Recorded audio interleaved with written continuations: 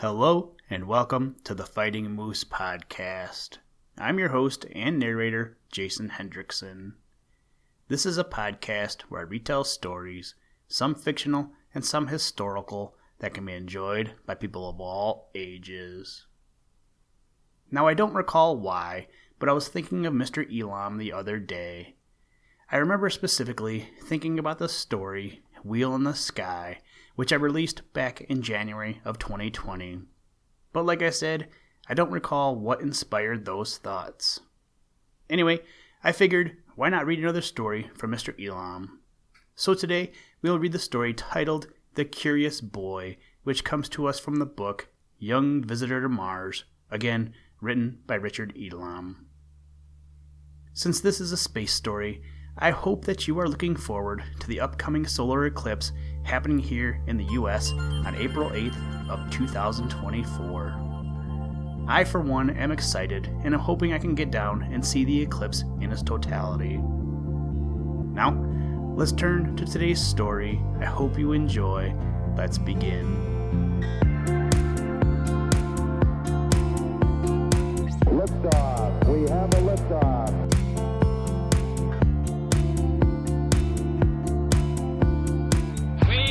To go to the moon in this decade and do the other things, not because they are easy, but because they are hard.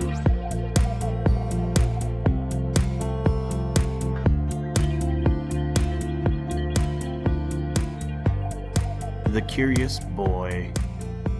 Just as Ted was expecting the worst, he felt a gentle bump beneath him. He looked around and saw that the rest of his family were no longer deep in their couches. That meant the heavy pressure of their descent was off them. They must have already landed. But he could not get up yet, for he was in a vertical position and hanging by his straps. This was because the rocket had landed upright on its tail fins. Ted heard a rumbling sound. He felt the side of the room to which the couches were fastened slide down into normal position. Ted unbuckled his straps and rose to his feet. "Hey, it's time to get up," he said to the others. Dr. Kenton unstrapped himself and then assisted Mrs. Kenton. Ted helped get Jill loose. "Whew, that was awful," Mrs. Kenton complained. I think I left my stomach up in the sky," Jill said. Ted started toward the side window. "I feel so heavy," he said. "I can hardly lift my feet." His father plodded with him to the window. "That's because the gravity of Luna is added to the ship's artificial gravity. They'll cut off the rocket gravity any moment." Looking out the window, Ted thought that this was like a scene from a fairy tale. Any moment he expected to see a group of gnomes come frolicking past. But nothing appeared to be alive in that craggy, lonely wilderness except within the man-made structure of lunar rock. Jill and her mother, having taken longer to get their bearings, finally joined the other two at the window. "What makes it so awfully bright out there?" asked Jill, squinting her eyes. "Don't forget that we have a blanket of atmosphere to protect us from the sun on Earth, but here on Luna, the sun strikes with full force," her father explained. "Talk about a sunburn," Ted said with a whistle. "You couldn't stand it long," Dr. Kenton said, chuckling grimly. "It's hot enough to boil water out there right now." "Then when the sun is down, it must be nice," put in Mrs. Kenton innocently. Her husband grinned. "If you call over 200 degrees below 0 centigrade nice." A crisp voice came over the speaker. "All passengers to the dressing room to don space gear." "You mean we have to go out in that?" Mrs. Kenton asked, shocked. "I don't know any other way of getting to the settlement across the way," was Dr. Kenton's gentle reply. As the Kentons were walking along the corridor to the dressing room, they suddenly felt light on their feet. The unexpectedness of it sent them colliding with one another. A voice from a wall speaker said, "Watch your step. The artificial gravity of the ship has been cut off." I feel like a feather, Jill said, dancing along. You should. You weigh only 1/6 of your Earth weight, her father said. But you be careful, or you'll have another accident like you did earlier. The passengers lined up to receive their space gear.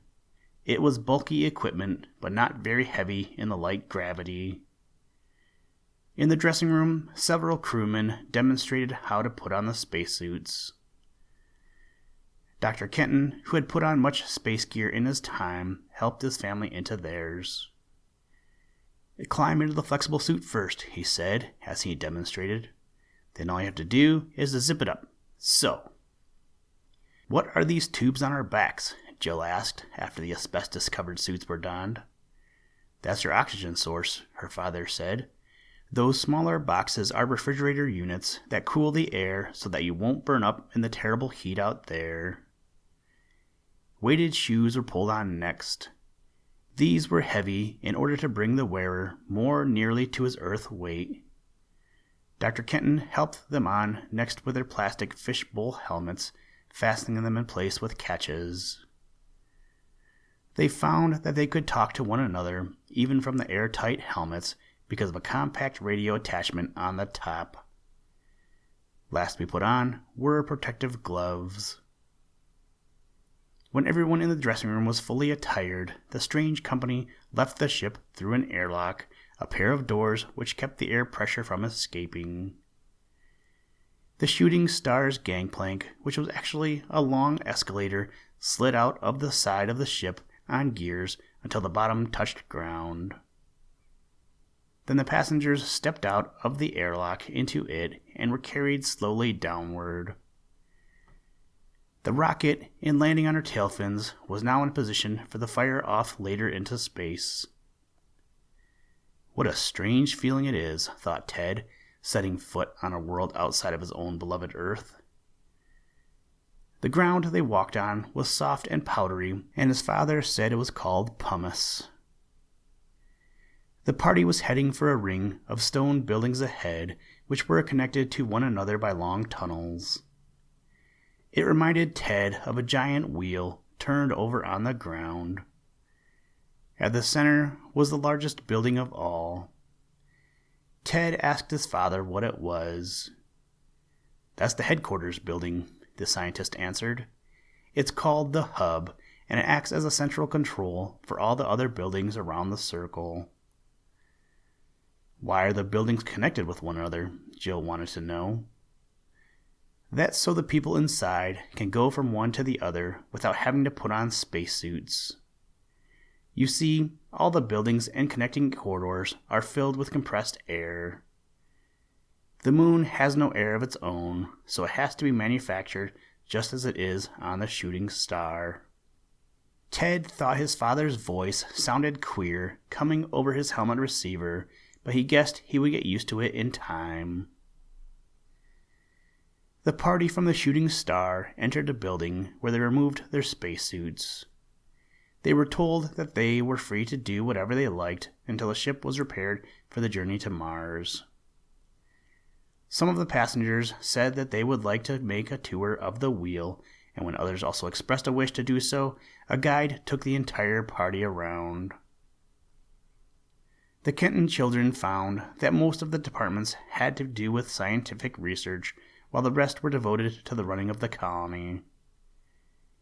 Did they haul all these stones from Earth to build this place? Ted asked, as they went down one of the large rock passageways. Goodness, no, his father replied with a laugh. The whole colony is built of lunar rock, quarried nearby.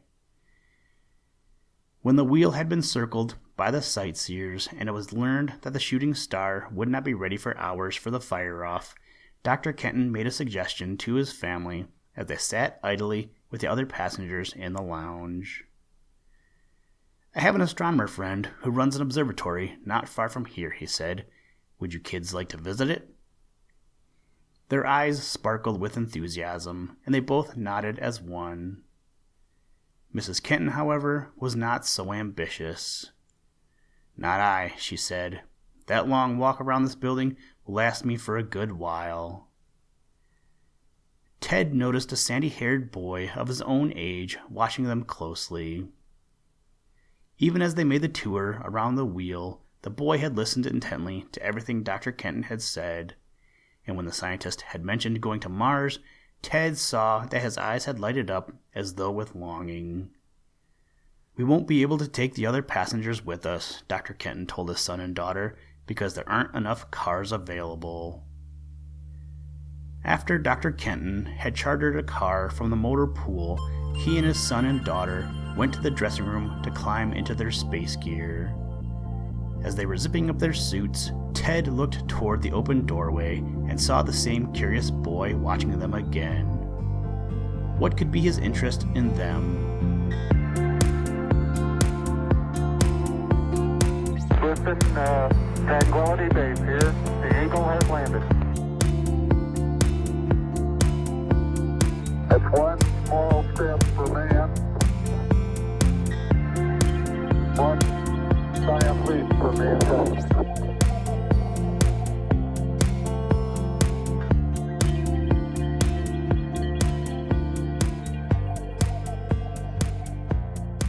Thank you for listening to this episode of the Fighting Moose podcast. Please join us next time as we read another exciting story. Today's music was provided by the artist Analog by Nature, and the audio clips were provided from NASA. For more information to download and or listen to audio or materials from all our recordings, or to contact us, please visit www.thefightingmoose.com, or you can follow the links in the show notes. If you enjoy the podcast, please leave us a review wherever you get your podcast or on iTunes, and tell a friend. Thank you for your patronage, and as always, try and do a random act of kindness every day. Mission complete, Houston. After serving the world for over 30 years, the space shuttle